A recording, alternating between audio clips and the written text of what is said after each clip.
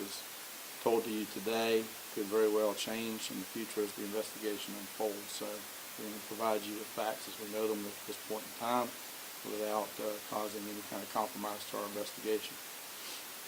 On July 4th, slightly before midnight, Winter Haven Police Department responded to a call for service for shots fired. Upon arrival, officers found one subject that had been hit with a bullet. They started life-saving measures on that individual. That individual was transported to the hospital and ultimately succumbed to his injuries. While the investigation was unfolding, there were two other male individuals that were found to have bullet or gunshot wounds, and they are both at this point in time in recovery, and it's not life-threatening at this point in time.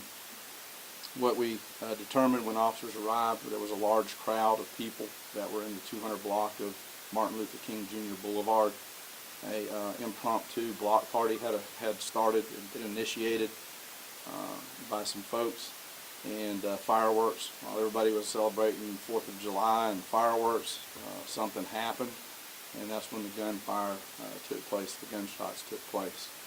I want to extend my condolences to the family, his direct family, any family members that he has, with the knowledge and passing on the knowledge to them that we are going to do everything that we can as an agency to put those responsible behind bars where they belong, for basically taking a celebration of our country and turning it into a sad event for those that were involved, the family members. I want to have Chief David Brandon come to the podium, and then Captain Nunnery will be brought forward as well with some other information and some assistance from you guys, asking you guys to help us out before we take questions. As I said, our detectives are diligently working on this case right now, following up any leads that we're getting. We just want to make sure the public is aware. We don't have any evidence to say that the public right now is in danger. This appears to be an isolated incident, and we are still actively investigating. As you know, we're only about 12 hours into this investigation. We don't have really any more to offer on that at this point, but just want to reiterate that right now we have nothing to show that the public is in any danger at this time. Yes, I'd just like to add, just to add on to what the chief said, that we really need the public's help in gathering some leads to bring some closure to this sad situation. As you see to my left here is the Crime Stoppers. You can call us anonymously. You can use an app. You can text. You can call my office directly. We just need the public's help in trying to bring some closure to this incident. You'll be receiving a release here shortly once we get done with this interview. And Chief Brandon made a comment with regard to that large crowd that we mentioned. That's a large crowd, and somebody in that crowd saw something that took place. They know what took place. For whatever reason, they're scared. They don't want to get involved. Whatever the reason may be, we're asking them to step forward and do the right thing. If this was their family member, they would want that. They would expect that from others that were there. So we're asking them to step forward and help us with that.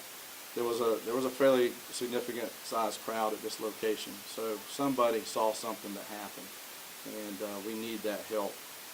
As Captain Nunnery pointed out, the Crime Stoppers, there's all kinds of ways. It is anonymous. You can remain anonymous, and it is a $5,000 reward at this time for information leading to the arrest of this individual. So with that, there's not a whole lot of questions that we can answer because it is an active investigation, but we will take any questions that you may have, and we'll answer what we can. How many shots were fired? I don't have that information. Were the shots fired at the same time as the fireworks or after the fireworks? It's my understanding there were fireworks that were going off at the same time. Individuals know each other, and are they survivors, cooperating in There are some cooperation from folks. I can't divulge that information right now, as far as relationships are concerned. However, there are some people that are cooperating that have come forward and are trying to help us out. Do you believe the victims were like specifically targeted, or was this a random? Again, can't get into a lot of detail, but the indication is that it wasn't just a random thing. Right now, as they stand. Are we talking about a single weapon, or are we talking about multiple weapons with fire? Don't have that information available to me. What did it say to you about what's going on in this country? We had a shooting in Chicago. We have another one here, 4th of July. It's supposed to be a celebration. People are losing their lives. Mass shooting after shooting. This is for being a death considered a mass shooting in some way. What is going on? What needs to be done? That's a loaded question. It is important. But what we're doing, first of all, as it stands, these are constitutional rights that people have, and we have to be careful of that and not tread on those. We're very limited as law enforcement of what we can and cannot do. Our position on it, whether I'm not going to give our position on that because it really is irrelevant from our perspective. What is important is that people need to calm down. They need to relax. Going to a gun is not the answer, especially if you have a grudge with someone or if you feel like you've been wronged in some way. That is absolutely not acceptable at all. Now, that's completely different from a mass shooting, but in this particular situation, there's no justification that you pull out a gun in a crowded lot with a whole bunch of people that are celebrating the 4th of July and firing around, whether it's in the air, at somebody, or whatever. It does not matter. That's unacceptable. People living in the area said that any time there's a holiday, that's where they gather, and that there's been incidents in that area before. Has that been a problem area? Martin Luther King Boulevard has had a gathering. There's gatherings in those areas, especially with regard to those vacant lots. And I want to make something clear that while we're investigating this, we're also trying to identify root problems and what we can work with the community. And that's really the strategies that we're going to have to work with going forward, is working with our community. We have a great relationship with our community. We need to develop a better relationship with our community and see what we can do going forward as far as keeping this from happening in the future, because it happened around a lot of vacant private property. Now the street was shut down. Is it still shut down right now? No, it's back open from what I understand. That was shut down so that we could process the scene properly, and when it became daylight, so that we could have better view on things happening. Can't reveal that right now. Do neighbors need to worry about any retaliatory actions at this point? Not that we're aware of, no, sir. No. These are large crowds. What's like the estimate? David, you could probably answer based on information, but you're talking about approximate 200 people or more. And on the 3 people here, it seemed like it probably could have been worse. Could have been worse. Could have been worse. Could have been, like this gentleman mentioned, it could have ended up looking like a mass shooting. Is that why you believe it was a targeted incident and not an accident? I'd like to give you information on that, but I can't right now. Yeah. And we will update you guys as quickly and as thoroughly as we can as we're able to check some boxes and get some things taken care of.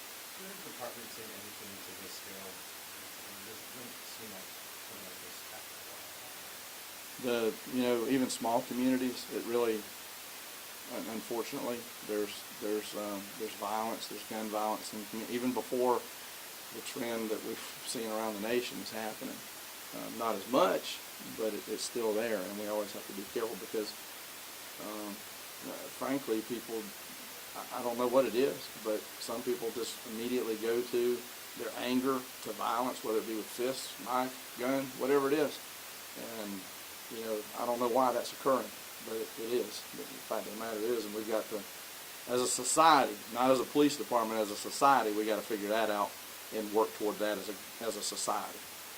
Bottom line. How important are witness accounts to helping law solve these kinds of issues? extremely important. It helps put us on track with our resources to make sure we're not wasting time on. Now we're going to go down every single trail. That's what we do. We have detectives that work diligently in this, and they will go down every single trail that we find.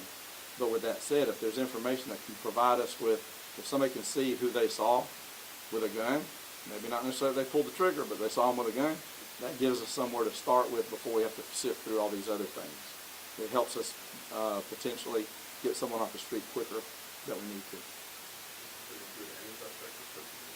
Not at this point. Any other questions? When will you be identifying the victim? When will you be identifying the victim? Marcy's law has been enacted in this, so the family has wished to remain, keep that quiet. So. Okay? All right.